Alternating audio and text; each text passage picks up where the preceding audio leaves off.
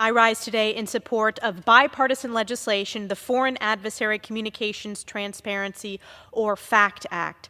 I want to thank again our E&C chairwoman, Cathy McMorris-Rogers, Chairman Latta, Ranking Member Pallone, and the entire committee for their support. Additionally, I also want to take the time to thank the previous chair of the Select Committee on the CCP, Mike Gallagher, the current chair, Chairman John Molinar, and the Ranking Member, Raja Krishnamurthy, for their work this Congress in advancing public awareness of the dire threat that Communist China poses to America's prosperity and passing critical legislation to counter that critical threat.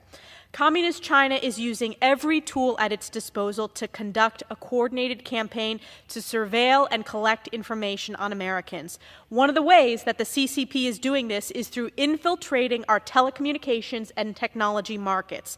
Despite this clear and present threat posed by Communist Chinese-controlled telecommunications company, many still maintain authorities to operate in the United States. Even worse, while some CCP-controlled companies like Huawei and ZTE have been publicly identified, there are other communist Chinese telecom and tech companies that have not yet drawn public scrutiny. My bipartisan FACT Act will provide much-needed transparency into the level of Communist China's infiltration into our technology sector. The FACT Act will require the Federal Communications Commission to publish a list of companies who both hold FCC authorizations and have any ownership by foreign adversarial governments, including China, Russia, Iran, and others.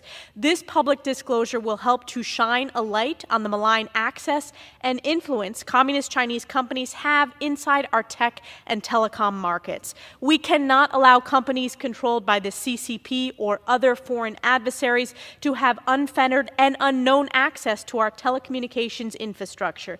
This legislation will give Americans much-needed transparency and will pave the way for future action to counter these adversarial-owned listed companies. I urge my colleagues to join me in supporting this bipartisan bill to counter the influence of Communist China and other foreign adversaries on America's telecommunications infrastructure, and I yield back.